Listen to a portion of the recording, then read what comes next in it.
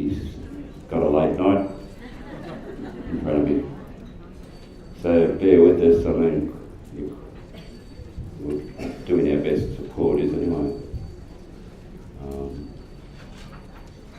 Now, can you hear this? And it's not changing.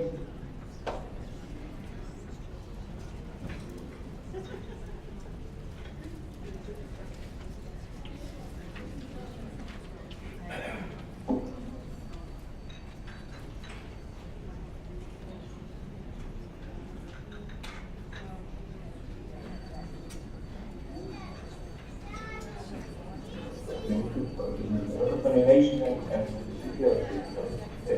One word.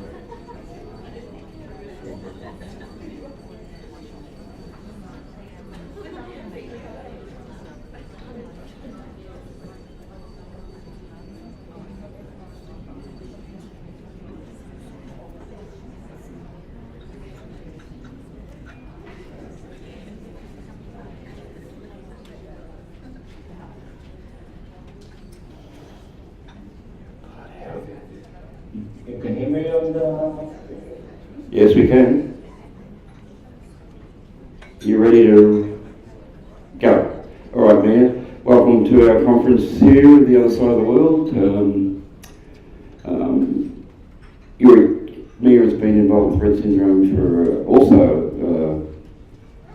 over 20 years and has written many articles and produced several publications. So thanks for staying up so late, Meir, and we'd love to hear what you have to say. Thank you. Bye.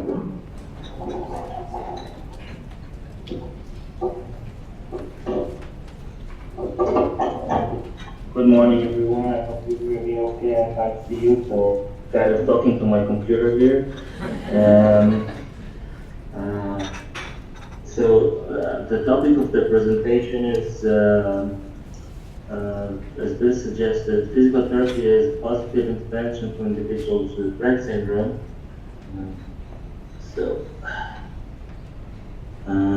I want to thank you for inviting me, even though I can't actually be there, but in my soul I'm there. So we're going to talk about three main topics. The first one is why now should we do intense intervention with girls with Rett syndrome. The other topic that I'm going to talk about is what kind of physical therapy intervention we can do for our girls with Rett syndrome, and then I'm going to intertwine all kinds of new research within the lecture. So first, an introduction. So you all know MECP2, which causes Rett syndrome. This is the long arm of the X chromosome. Okay, and usually you make mice with Rett syndrome when you cut the end of the longer arm of the X chromosome. And what you get is those mice, and as you can see, this mouse is extremely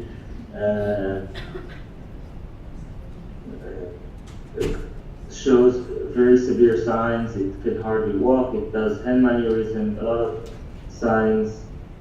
And what happened is that within Professor Adrian Bird's laboratory in Scotland, they actually thought of a new way of making mice with Rett syndrome.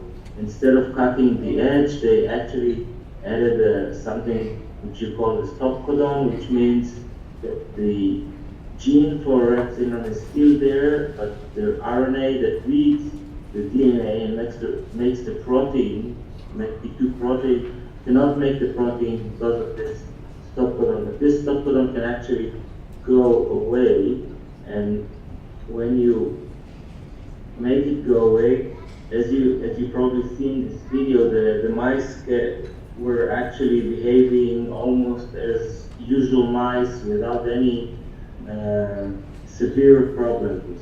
They actually got better. And this was a surprise because they were expecting some kind of improvement, but they were not expecting such huge improvements. And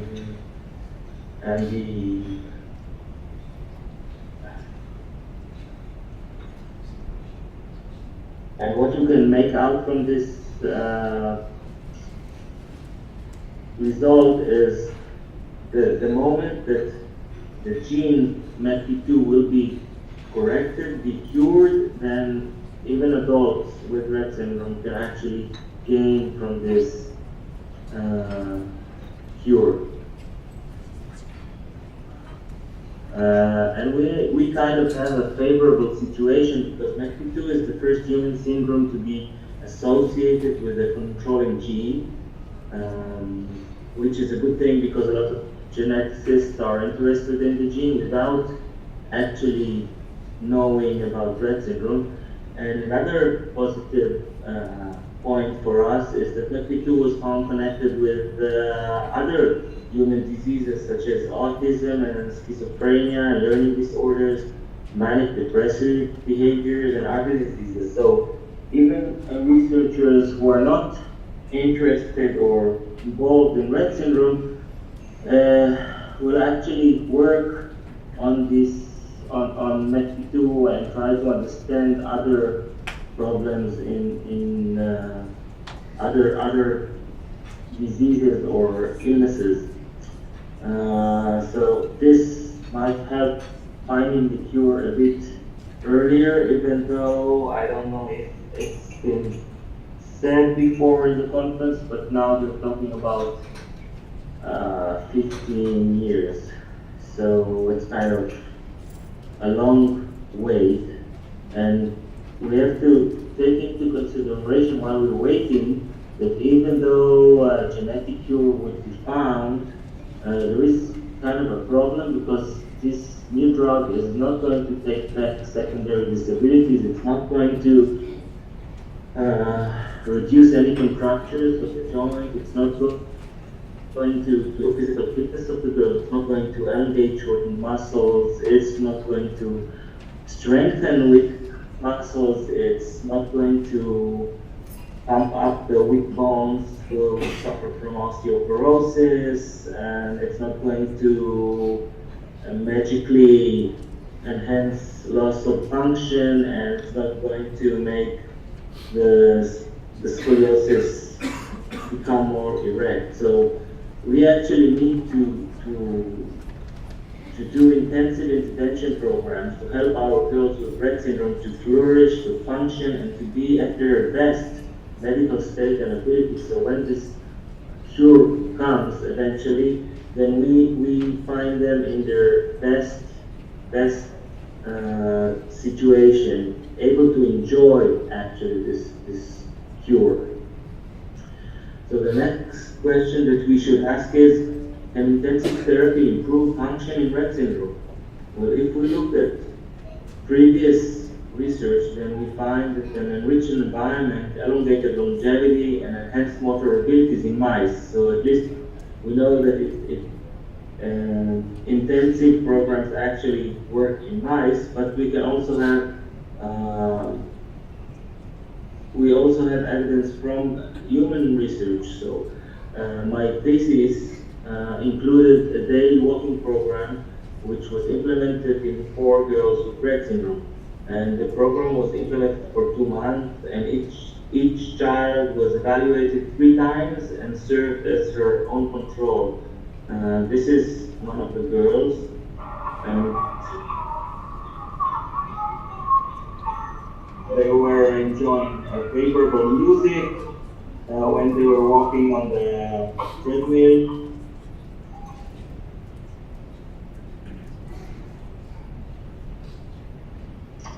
And just a few words about the research structure. What we did is we didn't have any control because all girls with Rett syndrome show a lot of versatility between them. So each girl acted as her own control by this way. We measured pulse at rest, pulse during exercise, and functional ability once. Then we waited for 2 months and we measured the same measurements twice. and then we waited for another 2 months, and we measured the same measurements for the third time. But between measurement 2 and 3, they were walking every day for half an hour on a treadmill. So we want to see what has happened between those two tests. Okay, and this is the evaluation form. See, it measures all kinds of functions and it gives different scores. And this is what we found. Okay, this is pulse during exercise. Okay, you can see this is the first measurement, and you can see pulse during exercise on the treadmill, and this is 2 months later, no change. And this is 2 months later when they were walking on a treadmill. You can see that there was a very nice reduction in heart rate. Still, it wasn't significant because there were only 4 of them. If we look at heart rate at rest, we can see that there is no change between the first 2 months, but then between the second and third measurement, when we did the treadmill intervention, we see a significant reduction in heart rate. And one thing you have to know about heart rate at rest is that it is correlative with physical fitness. So actually, if heart rate at rest is reduced, this actually means that there is an improvement in physical fitness. And if we look at function, then we see this is the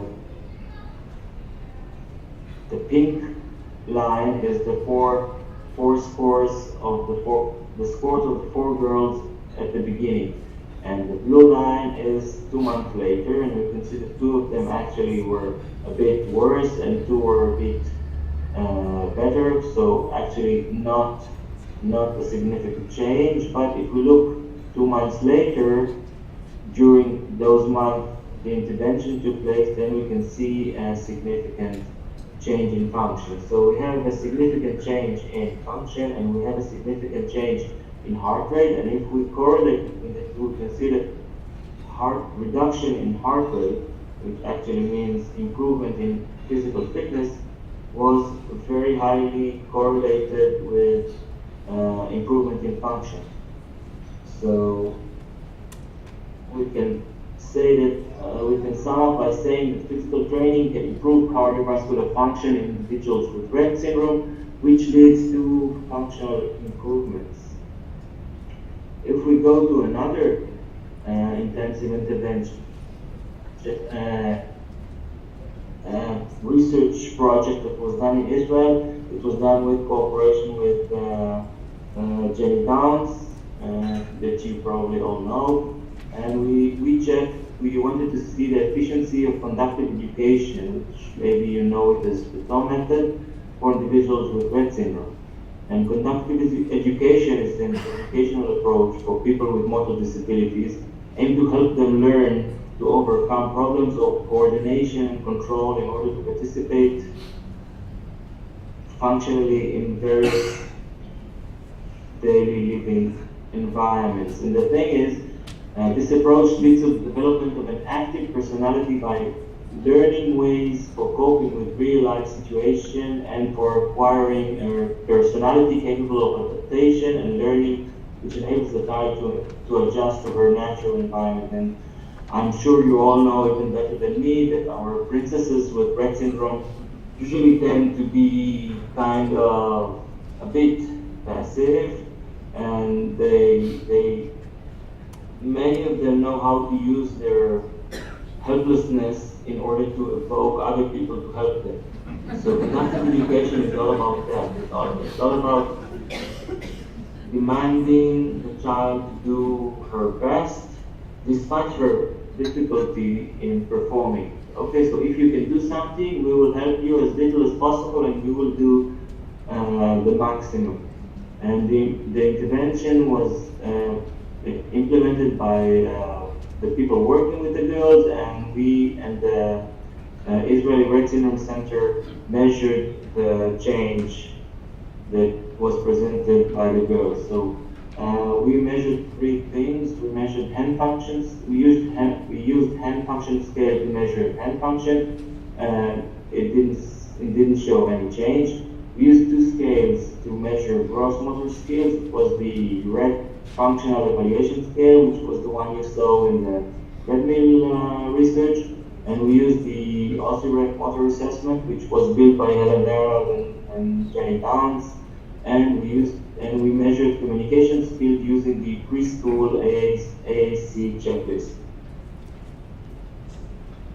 And this is using the Rett scale. Okay, you see the three girls, the blue one, the pink, and the yellow. This is the mean line representing the mean scores of all three girls, and you can see that there's kind of a small improvement.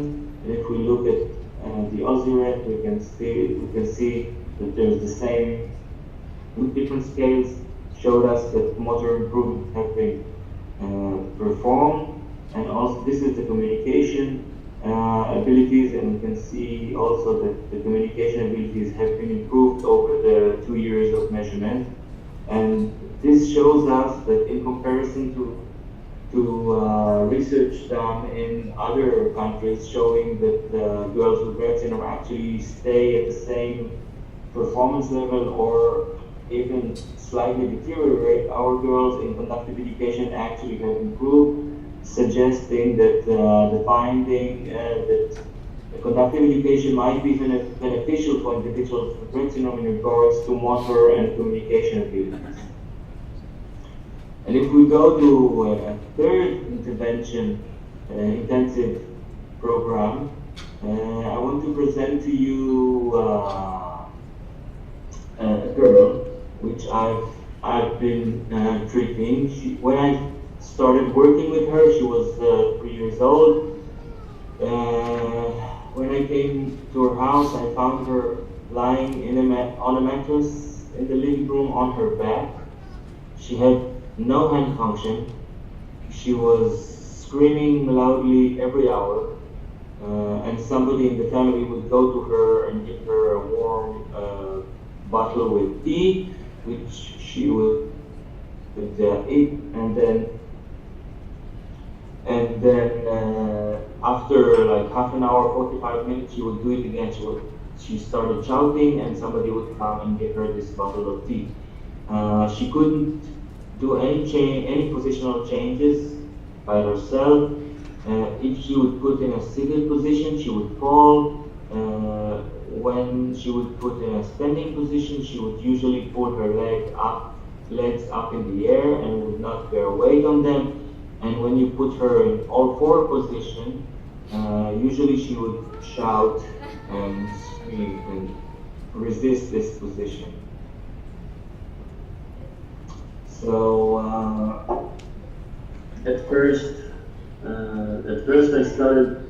I was trying to find a motivational factor to get her to. Okay, so the first stage was singing by myself. I didn't see any reaction. I was very offended. It wasn't so professional, but anyway.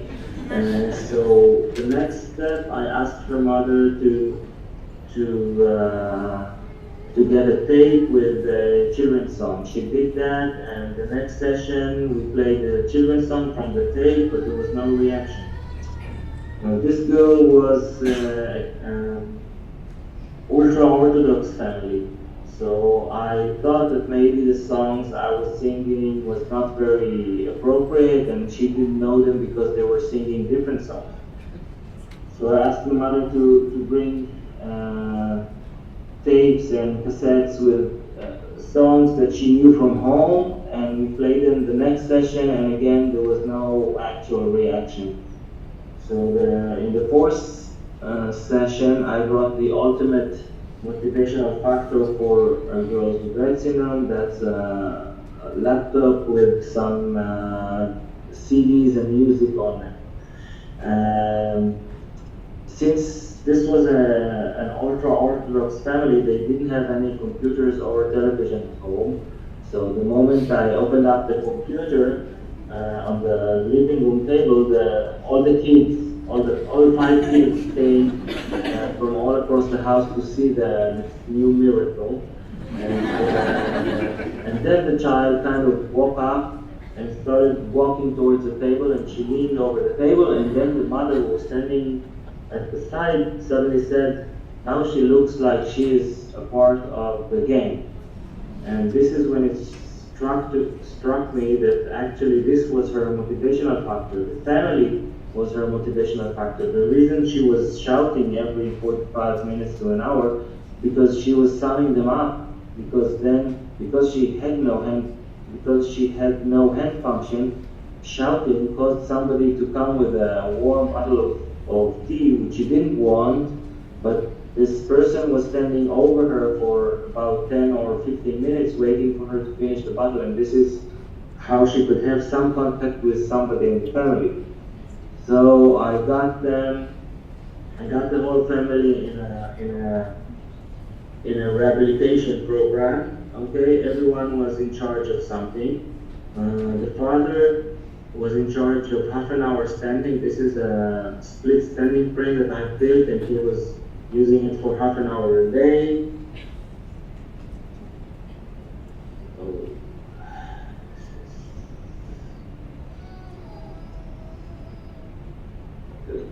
The young brother was her favorite. He would put her in all four positions. He was the only one she would accept being on all four by him, because he would make her laugh, and she would agree to be in this position when he was doing this position. The only one in the family. Okay, the older sister was reading her books when she was sitting in a special cushion. This girl had left C scoliosis. Okay, so she was sitting in a tilted chair. Okay, this chair is actually high on the left side and very narrow on the right side. So she's actually tilted to the right by the chair. So in order for her not to fall, she's actually working to the other side. So the scoliosis is this side, and because of the chair, she is working against the scoliosis to the other side. Okay, the second sister, the youngest sister, the younger sister played with her in a washing basin. Okay, this way she couldn't lose the toys. Okay, if you put balls and everything here inside, she would play with it and everything would stay in place. And she would have a good sensation of her body inside this very small place. And the older brother practiced aided walking with her every day for the dinner. So actually she had, like, in the 2 hours she was at home since she came back from the kindergarten, she had everyone working with her for about 15 minutes. So actually her afternoon was full, and if we look at the results,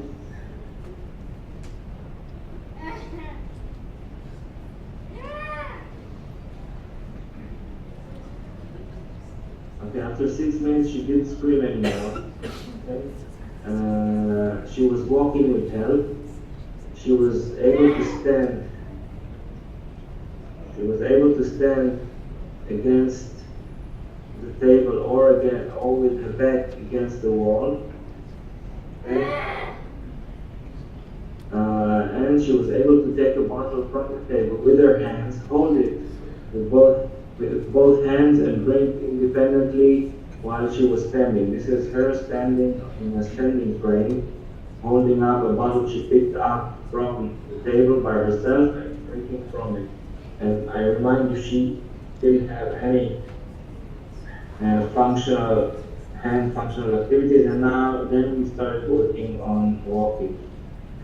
So as we've talked about so far, we can see that intensive programs actually work for girls with Rett syndrome, but the time is short, and we have to do a lot of work and to get the girls in a very good position. So when the cure comes, whenever it comes, then our girls are in best practice. So what can we do? What can we do to make our girls in the best possible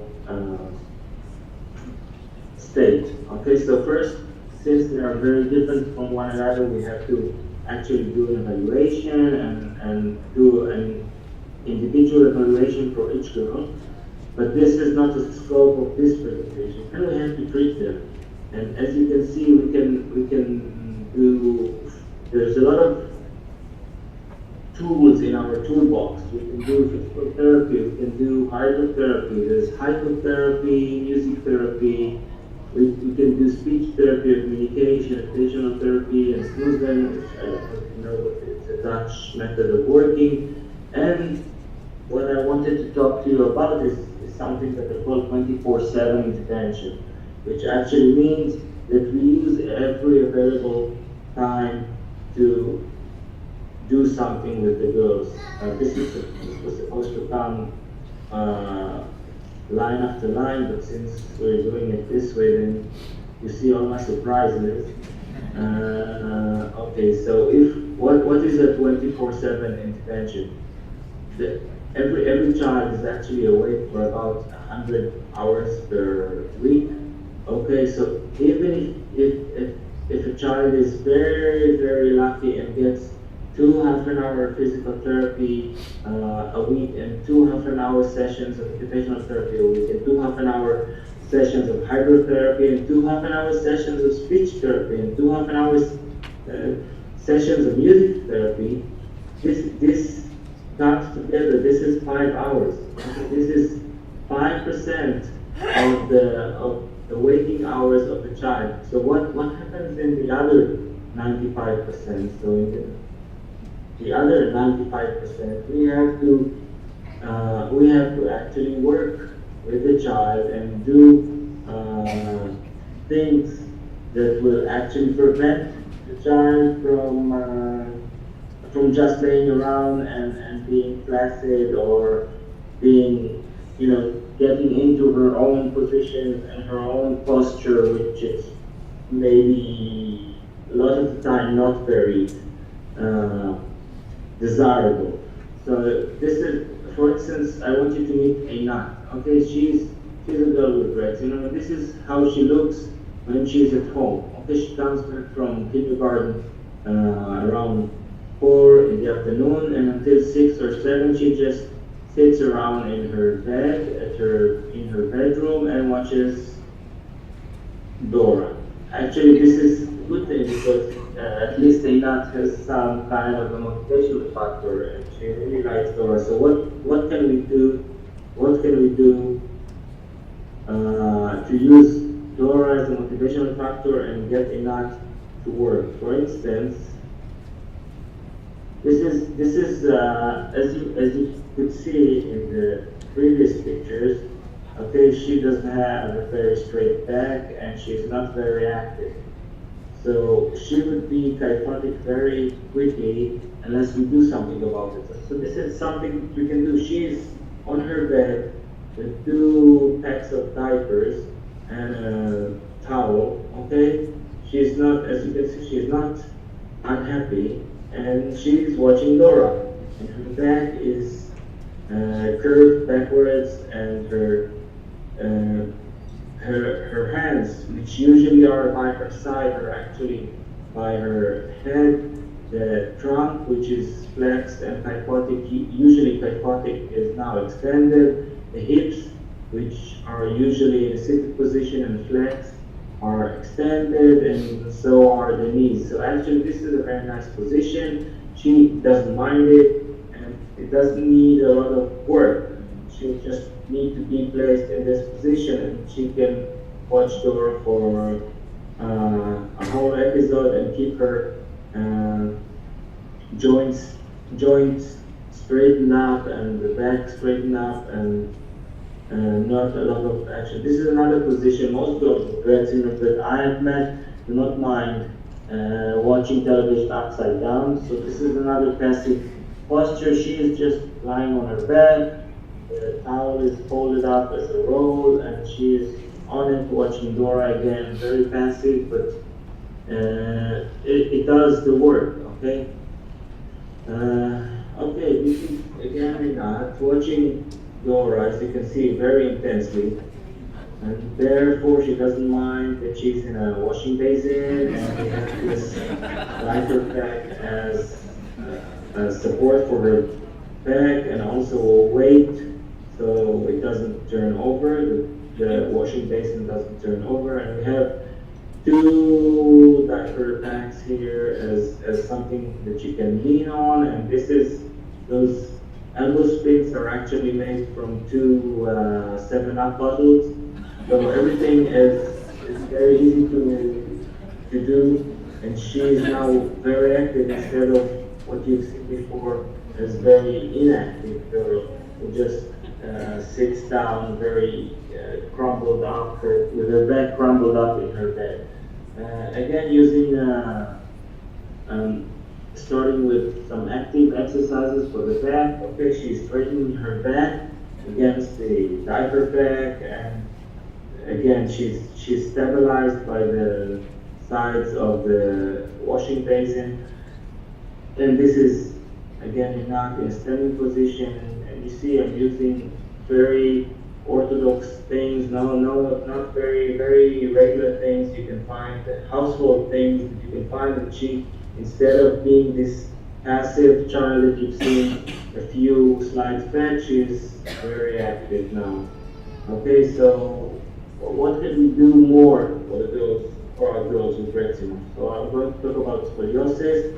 I'm going to talk about enhancing walking ability. I'm going to talk about regaining walking ability with our girls. So first thing first, a few words about scoliosis. So the incidence of scoliosis is described by different people as around 85%. The annual rate of development is 14 degrees wrong. And the better prognosis of scoliosis if the child is showing normal muscle tone, normal tendon reflexes, or shows the ability to walk up and down stairs.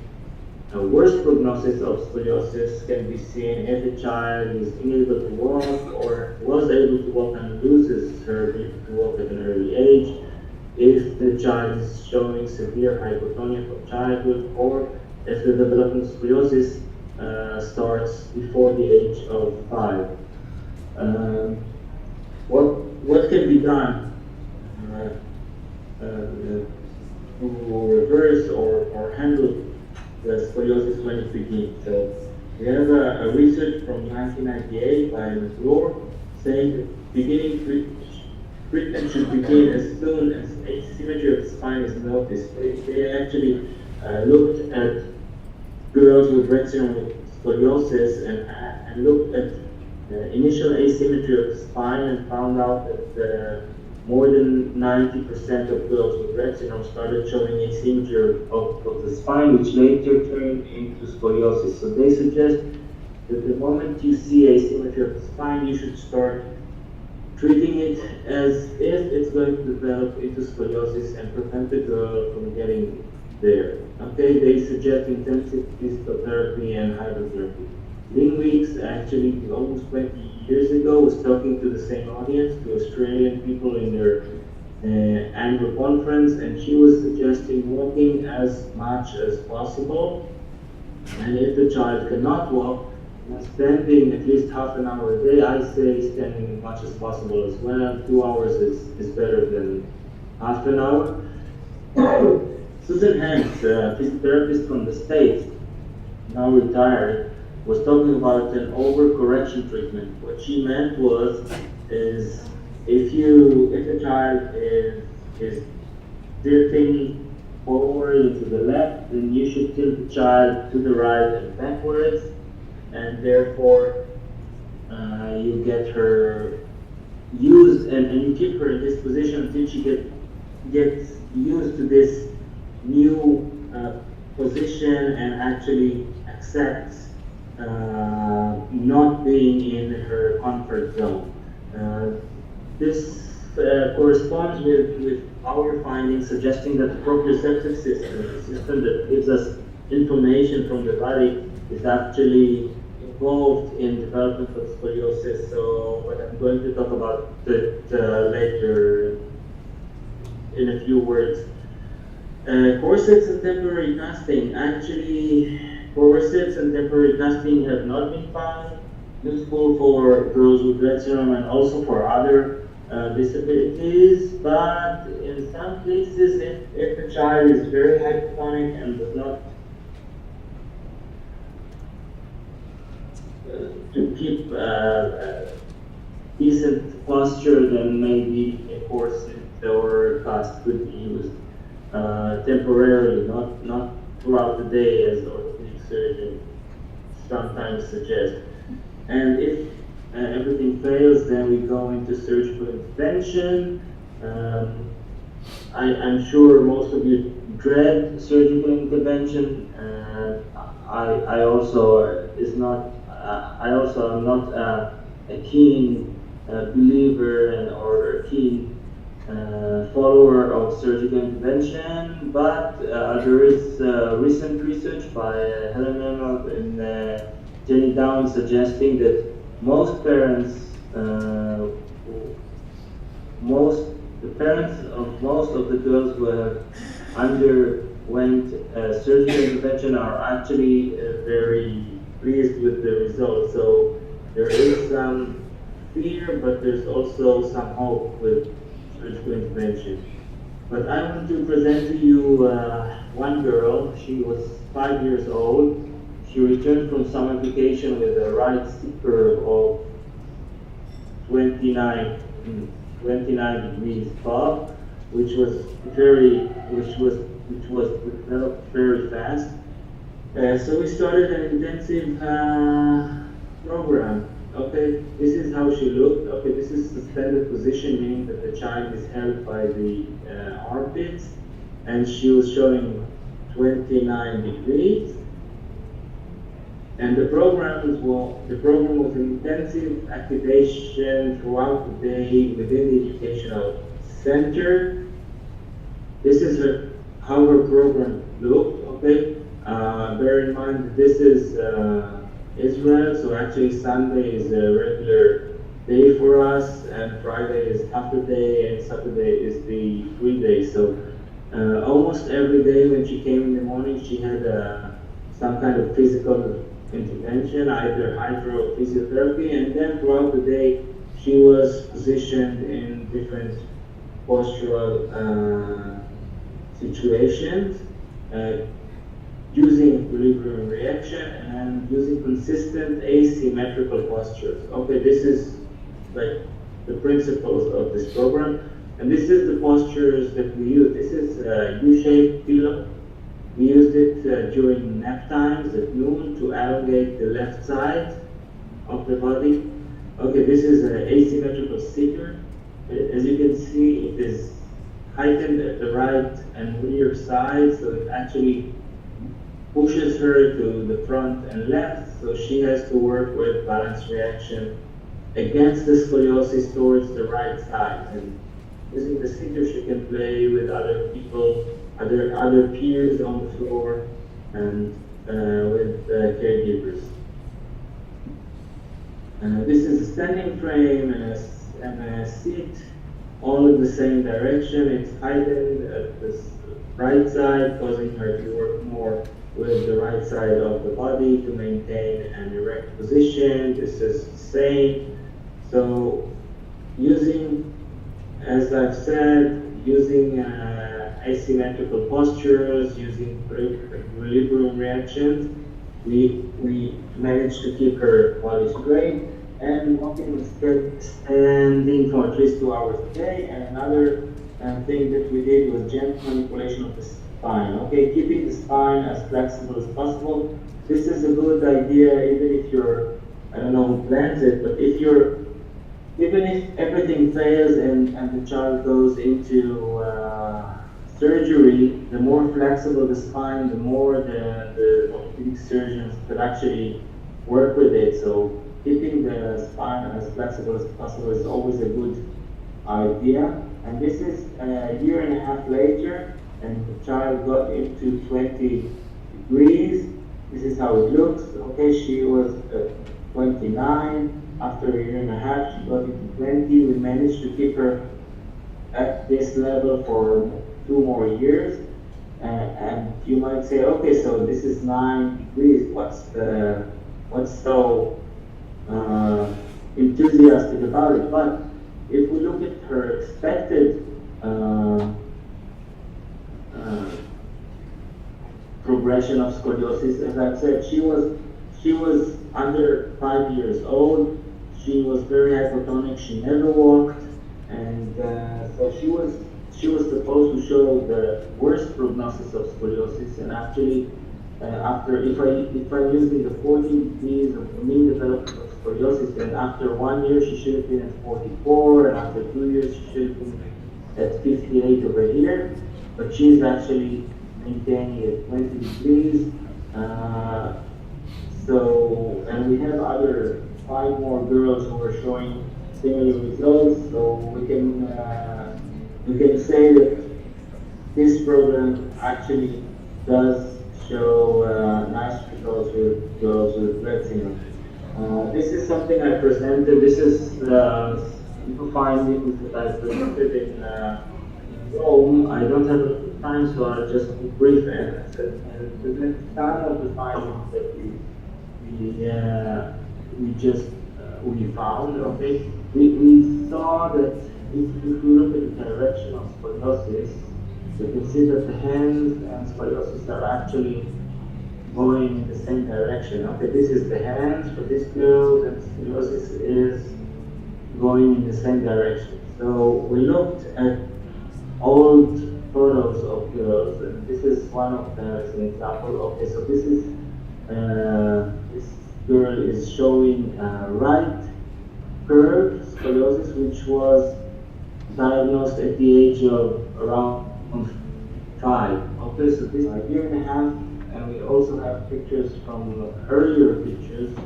So as you can see, she's always, this is the curve that was diagnosed 2 years later, and you can see that the right arm is elevated while the left arm is abducted. The left forearm is supinated, and the right forearm is pronated.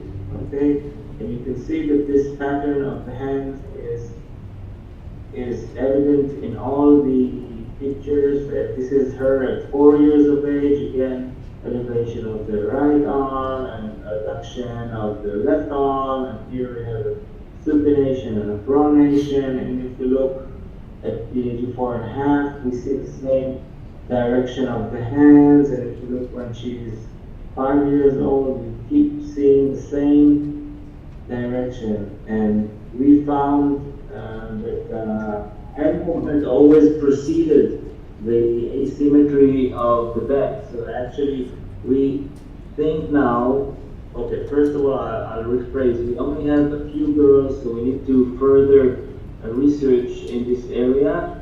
But the initial results suggest that actually the hand mannerism set the direction of the scoliosis. Okay, the hands actually start showing asymmetry, and since they are done in such intensity throughout the day, then it might be that the spine, the back, is actually following the direction of the hands.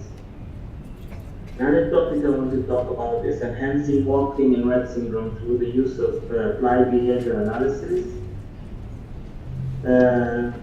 We know that walking is a basic physical activity that enables both maintenance of physical fitness and improved functioning.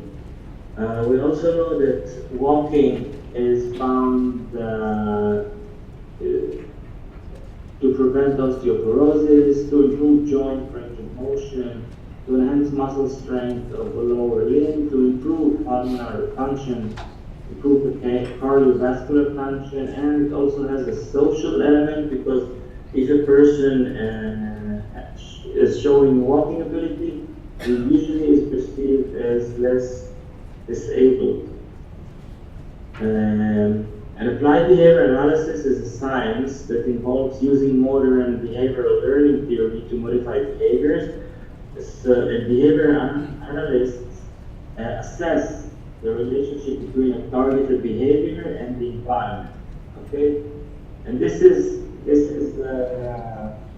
girl is 28 years old. Okay, she's diagnosed with Rett. She's able to walk independently, as you can see here in this picture. But in most occasions, you would find her actually in this position. Okay, so we have the applied behavior analysis analyst, and she.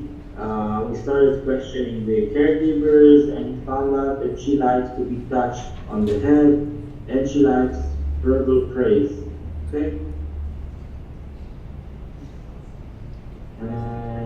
So we used step counters, which was found by Jenny Downs and Helen Leonard as a way of measuring functional ability of those Rett syndrome. And this is the lighter one, the blue or the light purple, I don't know which color is that, but this upper bar is my step counts for a week, and the red one, the purple one over here at the bottom, is the step counts for this young woman. So as you can see, her average daily count was 802, and my average daily counts are 1191. And actually, the World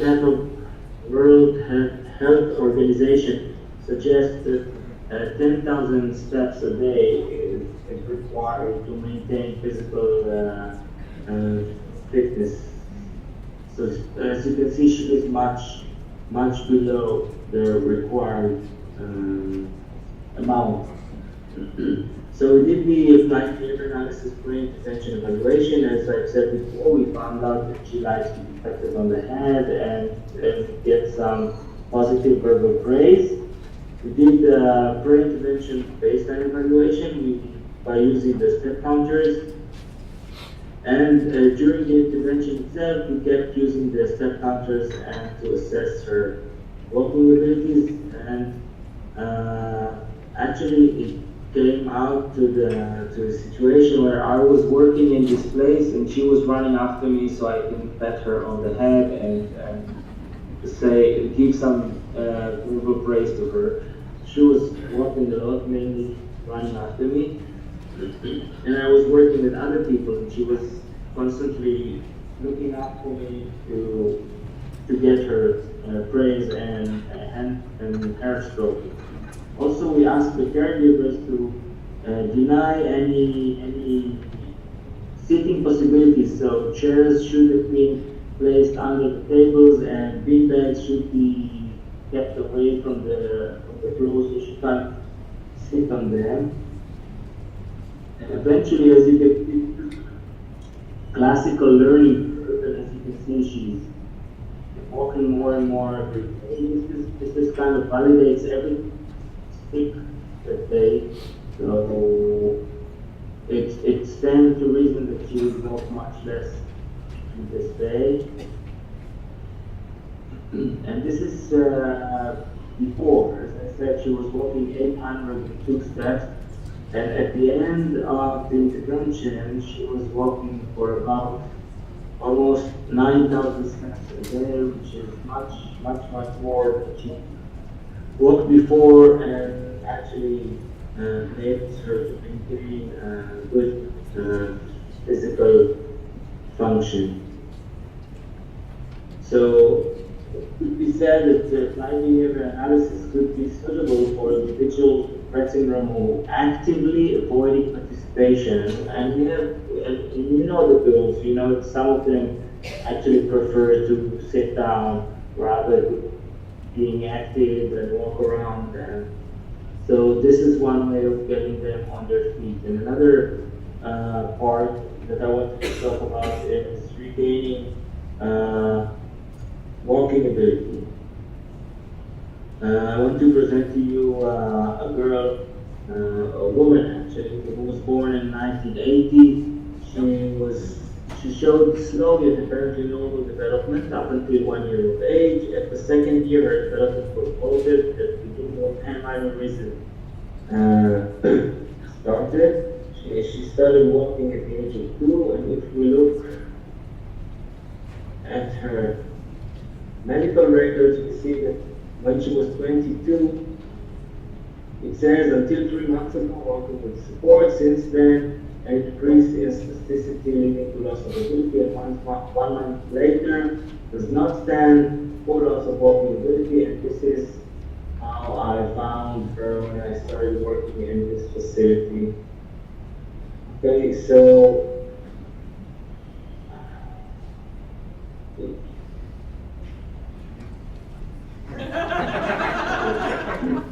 so this is this woman, okay, and as you can see, she's sitting here on the chair, and what I found out was that she had some sensory issues.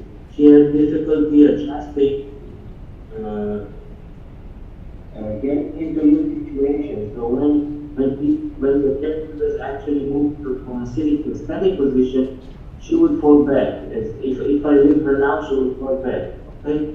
If I push her forward, which is something that the caregiver would do, she would lean backwards and actually fall again. So what you actually needed to do with this woman was actually wait. You had to wait, okay, and leave her the time to get adjusted to this standing position. And when she's ready, she starts shifting away from side to side, and now you know she can do it by herself. And I'm just holding there for safety, but I'm not helping her actually. My hand is, and now I just don't want her to leave the camera side, so I'm turning her into the side. So she is, as you can see, she stopped walking because people actually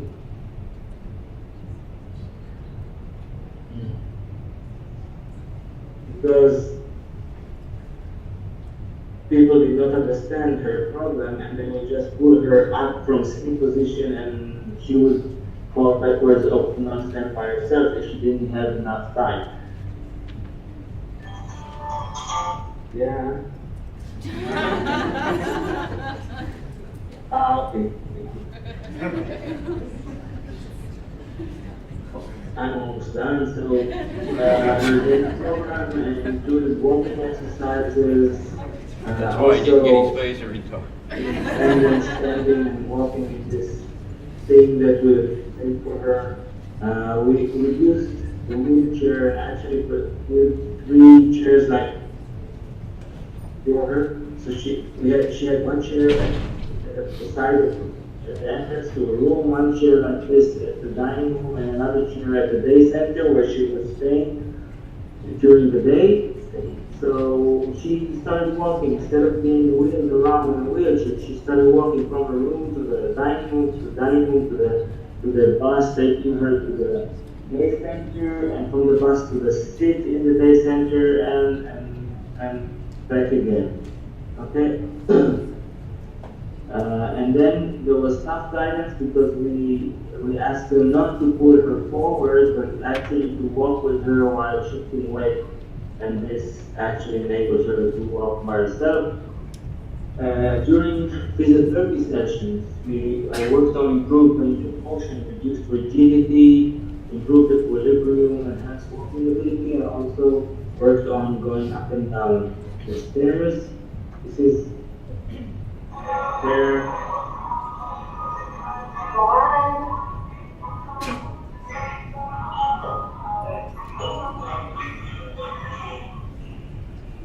Walking around. This is her going down the stairs, and as you can see, she's leaning on the rail, and her left hand is actually on my chest. So I'm just facing her, not to go too far. No, I'm just she's walking by herself, actually down the stairs, only leaning on my chest with the left hand.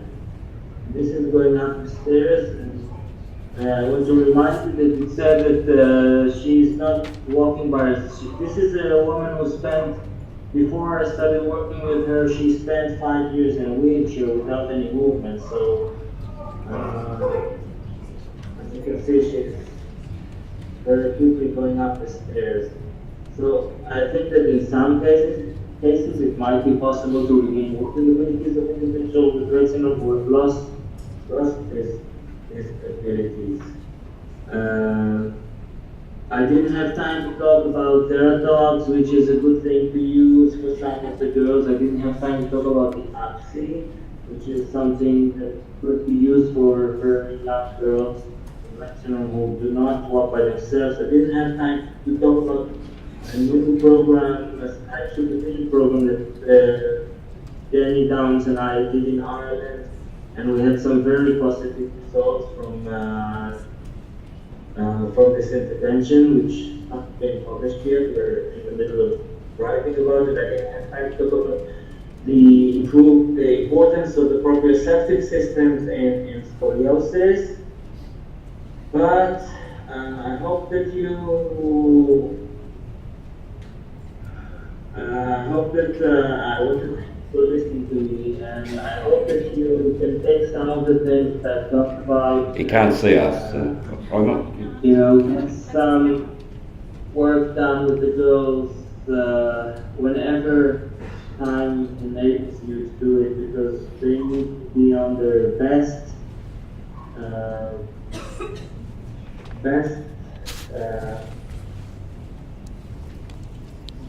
features,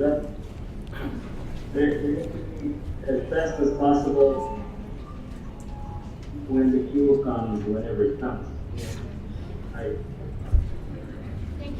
Yep. Okay.